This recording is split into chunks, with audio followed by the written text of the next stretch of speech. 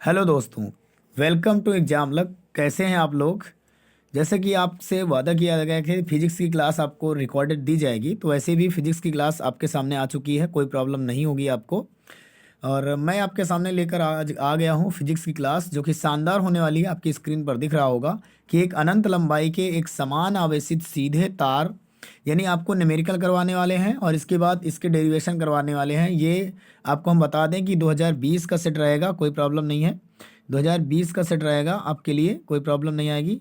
तो हम लोग थोड़ा सा पेन को सिलेक्ट कर लेते हैं और चलते हैं। फिर यहाँ पर जो भी आपसे पूछा गया है उसके बारे में हम बात कर लेंगे कि एक अनंत लंबाई के एक समान आवेशित सीधे तार का रैखिक आवेश घनत्व दिया है। तो आपको दोस्तों पता होगा रैखिक आवेश घनत्व किससे हम डिनोट करते हैं? लैम्डा से डिनोट करते हैं दोस्तों। तो हम लैम्डा से डिनोट करते हैं रेखीय आवेश घनत्व, ठीक है। इधर से अब थोड़ा सा दिखाई दे रहा होगा आपको, कोई प्रॉब्लम नहीं है। तो रेखीय आवेश घनत्व क्या होता है? तो आप उसे लैम्डा से डिनोट करते हैं दोस्तों। तो क्या डिनोट करते हैं आप? लैम्डा से। तो आपके सामने क्या आ जाएगा दोस्तों, याद रखेंगे। लैम्डा, लैम्डा जिसे लैम्डा से डिनोट करते हैं, तो लैम्डा बराबर आपका क्या दिया गया है? रेखीय आवेश घनत्व। तो हम बात कर लेते हैं। तो लैम्डा बराबर आपको दिया गया है यहाँ पर।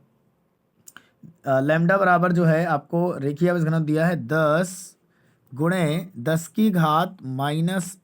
जैसा कि आपको ऑप्शन में दिख रहा होगा। सॉरी, ऑप्शन नहीं, क्वेश्चन में दिख रहा है। और 2 सेंटीमीटर लंबवत दूरी है दोस्तों इसकी। तो 2 सेंटीमीटर लंबवत दूरी है, तो इसकी जो दूरी हो जाएगी वो आपकी आर है, वो कितनी दी गई है? इसको मीटर में चेंज कर लेंगे तो हमारे सामने क्या आ जाएगा? 0.02 मीटर में आ जाएगा, कोई प्रॉब्लम नहीं है। इसके बाद मीटर में आ जाएगा तो हम बात कर लेते हैं इसको लगाएंगे कैसे। तो आपको लैम्डा भी दिया गया है, सब दिया गया है, आपको कोई दिक्कत नहीं आने वाली है दोस्तों। तो मैं इसे इरेज कर लेता हूँ और आपको बता देता हूँ कि क्या क्या किस फार्मूले से लगेगा ये। तो यहाँ पर आपको फार्मूला याद ही होगा, कोई प्रॉब्लम नहीं आएगी। तो यहाँ पर फार्मूला आपको याद होगा दोस्तों, कोई दिक्कत नहीं आने वाली है आपको। थोड़ा सा जो है इस स्क्रीन जो है थोड़ा सा हम क्या कर देते हैं, थोड़ा सा छोटा कर देते हैं इसको दोस्तों, ठीक है। क्योंकि आपको दिख नहीं रहा होगा, प्रॉब्लम आ जाएगी आपको। तो यहाँ पर जो है स्क्रीन को थोड़ा सा हम लोग जूम आउट नहीं करते, थोड़ा सा छोटा कर देते हैं। तो इसके बाद हम लोग जो टैब ले लेते हैं, जो कि दिक्कत नहीं करेगा आपको। चलिए हम लोग एक पेन ले लेते हैं, क्लियर है। तो लैम्डा दोस्तों क्या होगा? लैम्डा, लैम्डा आप जानते ही होंगे, कोई प्रॉब्लम नहीं आएगी आपको। यहाँ पर आप लैम्डा जानते ही होंगे, तो हम लोग पेन सेलेक्ट करते हैं और लैम्डा जो है इसकी बात कर लेते हैं। तो लैम्डा हो गया। और लैम्डा आपको दिया ही गया है, कोई दिक्कत नहीं आएगी। तो आपको लैम्डा दिया गया है, प्रॉब्लम नहीं आएगी दोस्तों। अब इसके बाद हम बात कर लेते हैं कि अब इसके बाद हम बात कर लेते हैं कि जो है आपका कैसे इसे करना है। कोई प्रॉब्लम नहीं, दिक्कत नहीं है आपको। यहाँ पर कैसे करना है आपको समझा देते हैं। तो यहाँ पर जो है आपको यहाँ पर एक फार्मूला याद होगा कि ई बराबर क्या होता है दोस्तों। ई बराबर होता है, ई बराबर आपको पता है कि lambda upon 2 pi epsilon not होता है। ये आपका सूत्र होता है दोस्तों। यहाँ पर अगर हम इसे क्योंकि यहाँ पर आपको इस 4 पाई बनाना होगा, क्योंकि इसका मान आपको रखना होगा 4 पाई एप्सिलॉन नॉट का। तो यहाँ पर आपको दिया नहीं गया, तो ऊपर 2 का मल्टीप्लाई कर देंगे, तो नीचे के भी 2 का मल्टीप्लाई कर देंगे। तो ऊपर आपका ई बराबर क्या बन जाएगा दोस्तों? ई बराबर बन जाएगा 2 लैम्डा और नीचे बन जाएगा 4 पाई एप्सिलॉन नॉट, बन जाएगा 4 पाई एप्सिलॉन नॉट। अब यहाँ पर आप मान रख सकते हैं, कोई प्रॉब्लम नहीं आएगी। कैसे मान रख सकते हैं, थोड़ा सा ध्यान से देखिएगा आप लोग। और ये क्वेश्चन आपने देख लिया होगा, कोई दिक्कत नहीं है। तो यहाँ पर अगर मान रख देते हैं तो मान हमारे पास क्या आएगा दोस्तों? यहाँ पर जो है मान आएगा हमारे पास, क्योंकि 2 लैम्डा है दोस्तों, तो 2 तो आपका मल्टीप्लाई रहेगा ही। इसके बाद आप लैम्डा का मान जो है रखेंगे, तो यहाँ पर जो है 2 का मल्टीप्लाई रहेगा ही, कोई दिक्कत नहीं है। लैम्डा का मान ही 10 गुणे जो भी दिया गया है 3 × 10⁻⁸ दिया गया है दोस्तों, ये रख देंगे। बटे में क्या करेंगे, 4 पाई एप्सिलॉन नॉट का मान 9 × 10⁻9 होता है। तो इसकी वैल्यू जब 9 × 10⁻9 होती है, तो इसको हम पहले ही रख देना, पहले ही रख दें, कोई दिक्कत नहीं होगी। 9 × 10⁻9 हम पहले ही रख देते हैं, 9 × 10⁻9 पहले रख देते हैं। तो 9 × 10⁻9 आपका इसका मान होता है, इसका गुणे में रख दिया हमने, कोई प्रॉब्लम नहीं आएगी। और जो आपको 3 × 10⁻−, 8 दिया है, घनत्व है, आवेश घनत्व है। तो लेकिन ये आवेश घनत्व आपको यहाँ नहीं रखना दोस्तों, ठीक है। आपका यहाँ पर जो है 3 गुणे है तो 3 ही रख लेंगे, हमें कोई दिक्कत थोड़ी ना है। अगर 10 है तो 10 रख लेंगे, लेकिन अगर यहाँ मेरे पास 3 दिया गया है तो मैं 3 रखूँगा, कोई दिक्कत नहीं है। और वैद्युत क्षेत्र की तीव्रता निकालनी है तो बस इसका मल्टीप्लाई कर, दूरी कितनी दी गई है थी 0.2, अभी मैंने बताया था कि दूरी कितनी दी गई, क्वेश्चन में देख सकते हैं आप 2 सेंटीमीटर। तो इसको बदल लेंगे हम लोग, कोई दिक्कत नहीं आएगी। अगर इसको हम लोग बदल लेते हैं तो कोई भी प्रॉब्लम नहीं आएगी। इसको अगर हम बदल लेते हैं तो यहाँ पर 0.02 आएगा दोस्तों। अब इसको आप अगर सॉल्व करते हैं तो आपका आंसर आपके सामने आ जाएगा, यानी 9 त्रिक 27 होगा, 10 की घात 8 से 9 घट जाएगा तो यानी 27 आ जाएगा, 0 से काट देंगे, आपका आंसर आपके सामने आ जाएगा। 9 त्रिक 27 हो गया दोस्तों। अब 27 के बाद यहाँ पर देखो 10 की घात 9, 10 की घात 8 में अंतर कितने का आएगा, 1 का, क्योंकि 8 माइनस के हैं, घट जाएगा तो एक 0 बढ़ेगा, नीचे आएगा 0.02, दशमलव हटा देंगे, ऊपर 2 0 बढ़ेंगे। अब 2 से इसे काट सकते हैं, तो जब 2 से इसे काटेंगे तो हमारे पास क्या आ जाएगा, 2 एकम 2 आ जाएगा, 2 तिहाई 6 आ जाएगा, और 2 पंचे 10 आ जाएगा। इसके बाद आपके पास 2 जीरो ही तो बचे हैं, यानी इसको हम लिख सकते हैं 1.3 गुणे 10 की घात -3 या -4 लिख सकते हैं दोस्त, ठीक है, -4। तो 1.3 गुणे 10 की घात -4 इसका आंसर आ जाएगा फाइनली।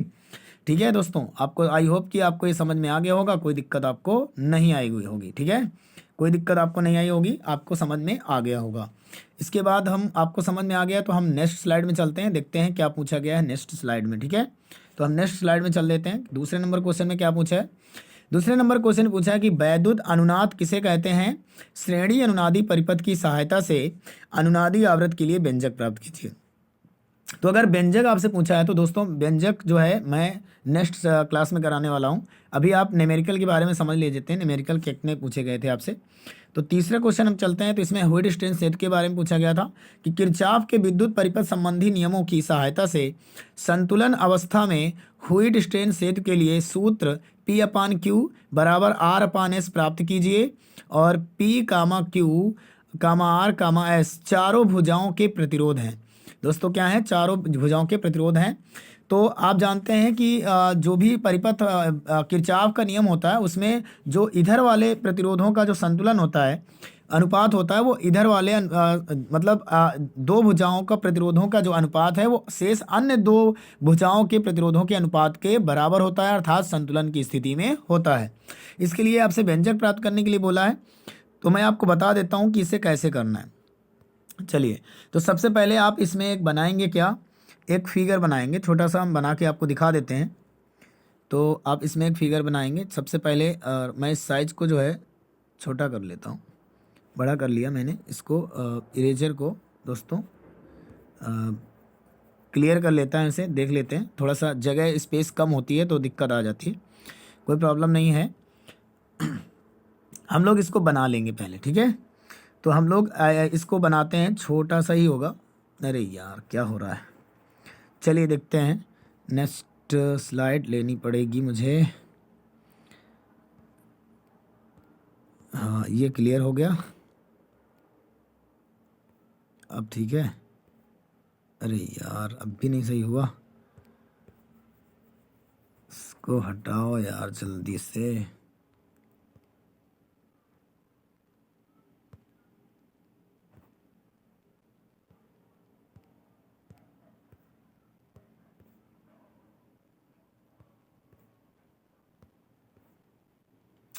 इसका साइज बड़ा ले लिया गया है दोस्तों, इसीलिए दिक्कत हो रही है।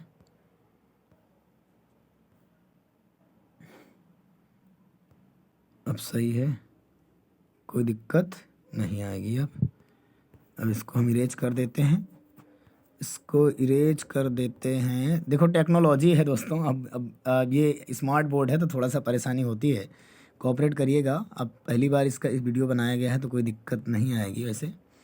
चलिए थोड़ा सा इसको भी इरेज करते हैं, थोड़ा सा और छोटा साइज लेते हैं तो बनाने में फिगर अच्छा लगेगा, ठीक है दोस्तों।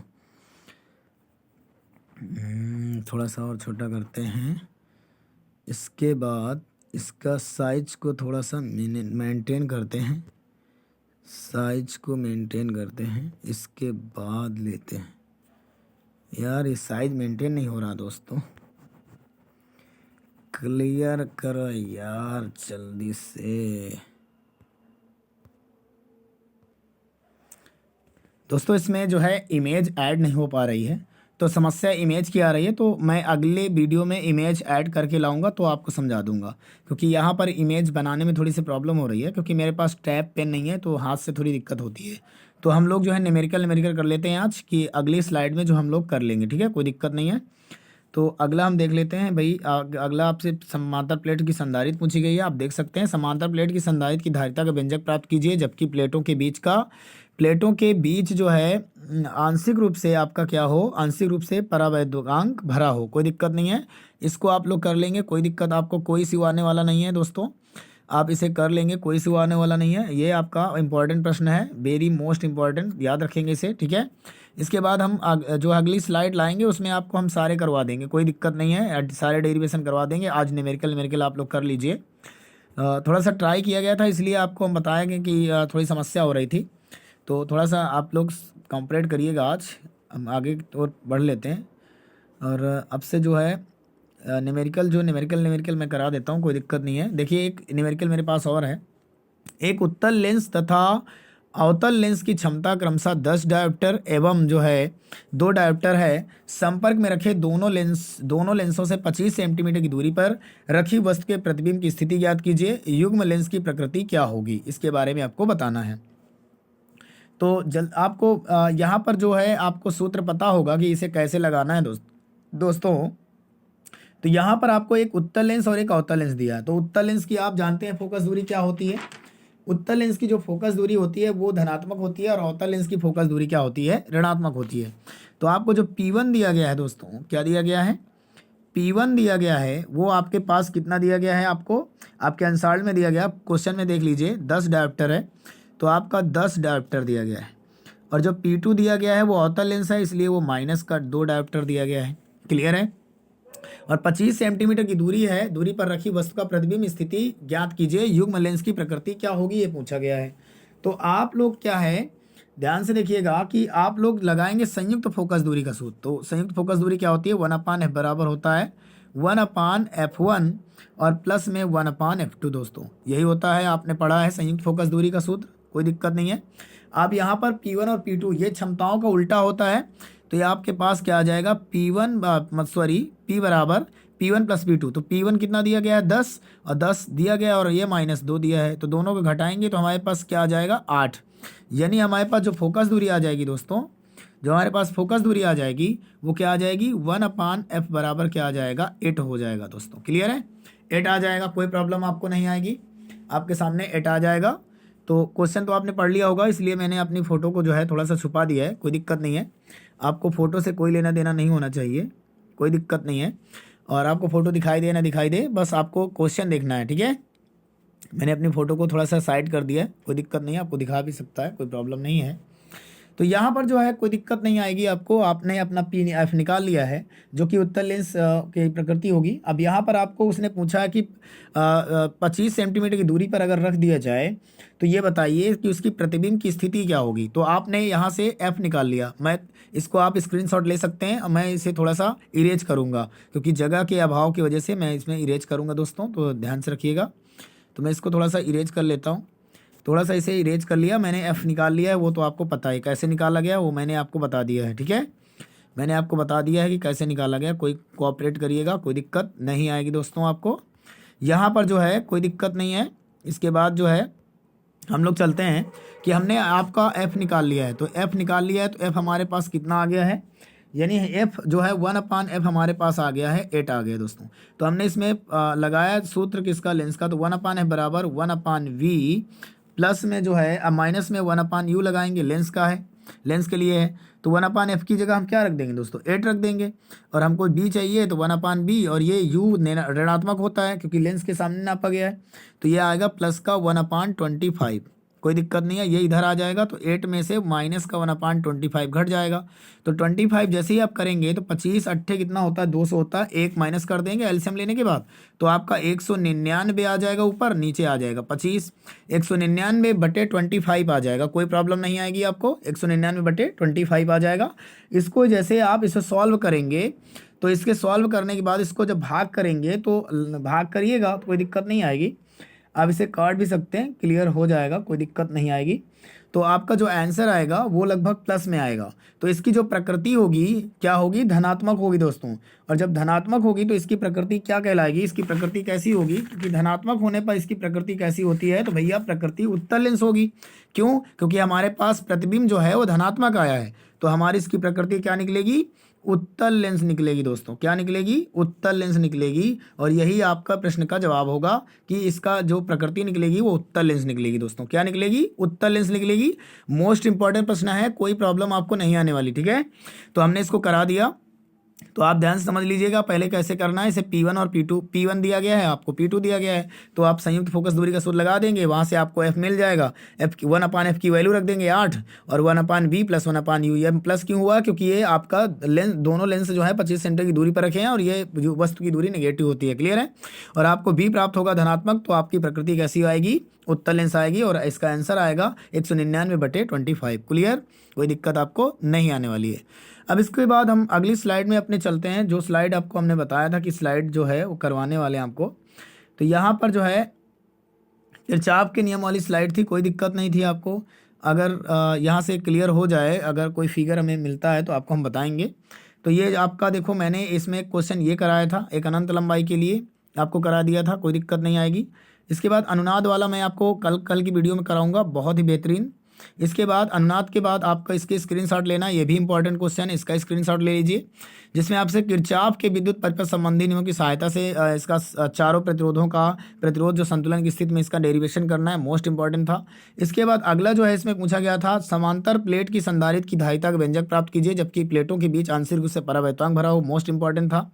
इसके बाद आपसे अगला पूछा गया था कि दो समांतर रेखीय धारावाही चालकों के बीच लगने वाले बल के लिए सूत्र की स्थापना कीजिए, इसके आधार पर एम्पियर की परिभाषा भी दीजिए, मोस्ट इंपॉर्टेंट था दोस्तों। और इसे आपको कर लेना है, ठीक है। जितने भी स्लाइड में मैंने क्वेश्चन बताए हैं ये सब कर लेना, क्योंकि मोस्ट इंपॉर्टेंट है। इसके बाद इनके डेरिवेशन मैं कल लेकर आने वाला हूँ आपके लिए, बहुत ही बेहतरीन, क्योंकि आज मैंने न्यूमेरिकल कराए हैं, कल मैं लेकर आऊँगा ही आऊँगा आपके लिए, और जो न्यूमेरिकल छूट गए उनको भी लेकर आऊँगा, फिर इसके बाद दूसरे सेट के लेकर आऊँगा, ठीक है। इसके बाद लास्ट में एक आपका क्वेश्चन था जो मैंने करवा ही दिया है, कोई दिक्कत नहीं है। तो चलिए दोस्तों, मैंने आपको करा दिया है, स्लाइड आपका पूरा हो चुका है कंप्लीट, कोई दिक्कत नहीं है। अब इसके बाद हम लोग जो है पहली स्लाइड में आ जाते हैं, जहाँ से हमने ख़त्म किया था। को आपको ये जो है हम लोग करवाएंगे, कोई प्रॉब्लम नहीं आएगी। तो आप लोग ने पढ़ लिया होगा कि अब इसके बाद, और आप लोग ज़्यादा से ज़्यादा अगर चैनल पे नए हैं तो चैनल को सब्सक्राइब करिएगा। एग्जाम लक को एग्जाम लक डालिएगा, आपका बिल्कुल आएगा। एग्जाम लक इंडिया का नंबर 1 चैनल बनाना है आपको, नंबर 1 चैनल यानी इंडिया का बनाना है आपको, बेहतरीन। इसको शेयर करना है और सब्सक्राइब करना है, इसे ज़्यादा से ज़्यादा शेयर करना है, सब्सक्राइब करना है, जिससे मेरा भी मोटिवेशन बना रहे और मैं आपको क्लास प्रोवाइड करवाता रहूँ, कोई दिक्कत नहीं है। किसी भी तरह आपकी देखो खोज चलती रहती है, मैं कहीं ना कहीं से कोई ऐप्स लेकर आता हूँ आपके लिए और बेहतरीन आपको बताता हूँ। यदि आपको लाइव में नहीं दिखाई देता तो अब तो दिखाई देगा, कोई क्लियरिटी आपकी, कोई दिक्कत नहीं आएगी क्लियरिटी के बारे में। तो चलिए दोस्तों, मिलते हैं कल नेक्स्ट वीडियो में, तब तक के लिए बाय बाय, टेक केयर।